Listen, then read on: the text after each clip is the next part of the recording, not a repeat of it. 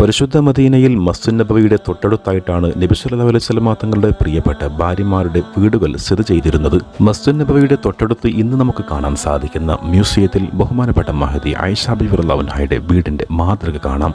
അതാണ് നമ്മൾ വീഡിയോയിൽ കണ്ടുകൊണ്ടിരിക്കുന്നത്. ഹബീബായ നബി സല്ലല്ലാഹു അലൈഹി വസല്ലം തങ്ങൾ 63-ാം വയസ്സിൽ മഹദി ആയിഷ ബിബി റളിയല്ലാഹു അൻഹയുടെ വീട്ടിൽ വെച്ചാണ് വഫാത്താകുന്നത്. നബി സല്ലല്ലാഹു അലൈഹി വസല്ലം തങ്ങളുടെ പരിശുദ്ധമായ ജനാസ അവിടെ തന്നെ മറവ് ചെയ്യുകയും ചെയ്തു. പിന്നീട് ബഹുമാനപ്പെട്ട അബൂബക്കർ സിദ്ദീഖ് റളിയല്ലാഹു അൻഹു ഇസ്ലാമിക ഭരണം ഏറ്റെടുത്തു.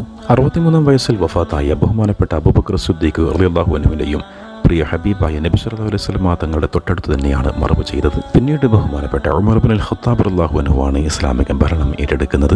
ഉമർ റളിയല്ലാഹു അൻഹുവും 63-ാം വയസ്സിൽ തന്നെയായിരുന്നു വഫാത്തായത്.